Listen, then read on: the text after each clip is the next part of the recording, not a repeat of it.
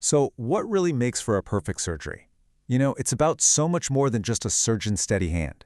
It's about creating this environment of absolute calm, total control. Today, we're going to dive into the heart of that quest, anesthesia, and a revolution that's changing not just the science, but the entire human experience of surgery.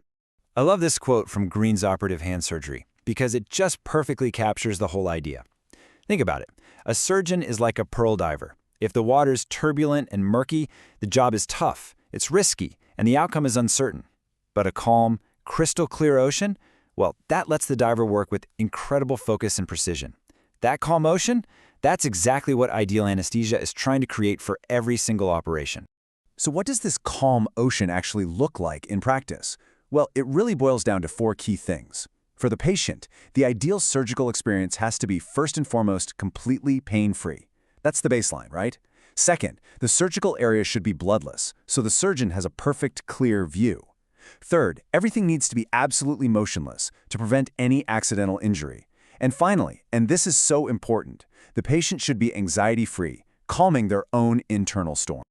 Okay, so that's the ideal, but achieving it has, for a very long time, involved a bunch of trade-offs. The traditional methods we've used are definitely effective, but they often force this compromise between what the surgeon needs and the patient's overall well-being, especially when you start talking about side effects and just general comfort. The two main paths have always been general anesthesia, where you're completely unconscious, or regional blocks, which just numb up a specific area, like your arm. Now, regional blocks have fewer effects on your whole body, but they often come with sedation to handle anxiety, which can leave you feeling nauseous and groggy. And to get that bloodless field we talked about, they usually need a really tight, really painful tourniquet on the arm. It works, sure, but it's a definite compromise. And that compromise doesn't even end when the surgery is done. A massive challenge, especially with modern-day care surgery, is managing pain after you've left the hospital. Think about it. A lot of people go home just hours after their procedure, with a big bandage on their arm.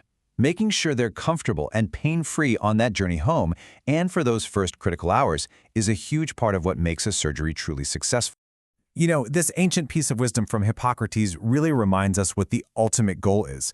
Curing the problem is fantastic, but relieving suffering and providing comfort, that's something we can always do, and it's always necessary. This idea has guided medicine forever, and it perfectly sets the stage for a technique that puts patient comfort above absolutely everything else.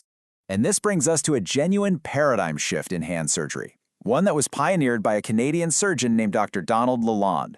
It's a technique that just throws out those old compromises and gets us so much closer to that calm ocean ideal we've been talking about. It's called WALANT. That stands for Wide Awake Local Anesthesia No Tourniquet.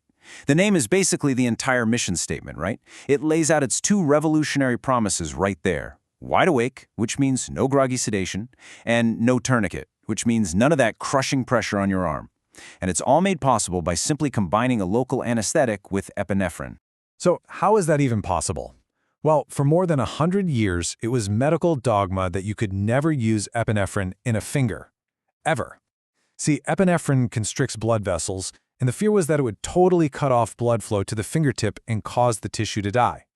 But then in 2001, Dr. Keith Dankler did this incredible review of 120 years of medical literature and found 0 confirmed cases of that ever happening.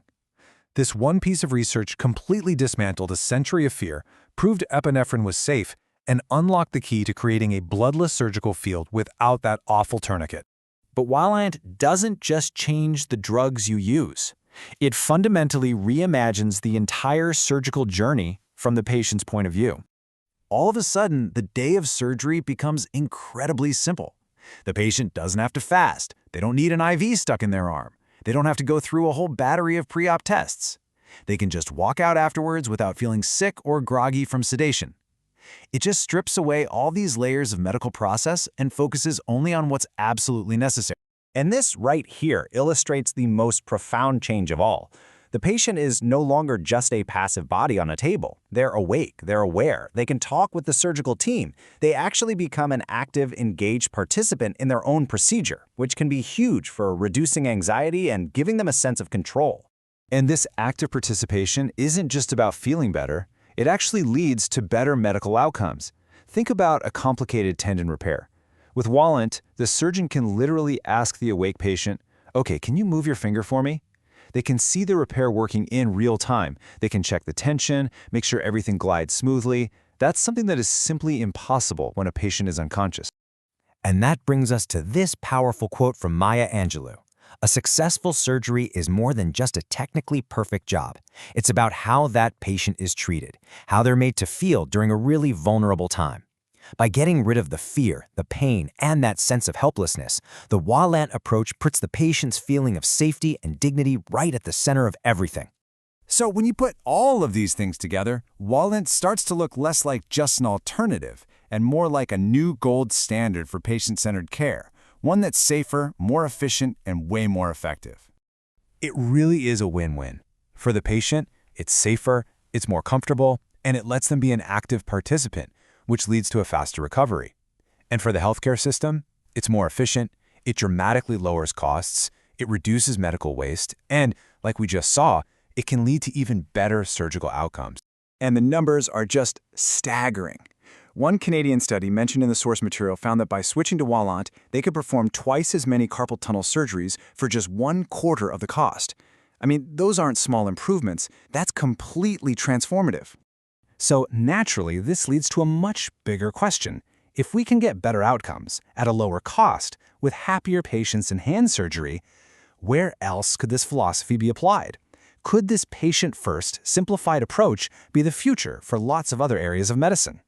It turns out the quest for the perfect surgery isn't just about sharper scalpels or stronger drugs. The story of WALANT shows us that the greatest leaps forward happen when deep technical knowledge is used in the service of deep human care. It reminds us that the best innovation is, and always will be, rooted in compassion. Thanks for joining this explainer.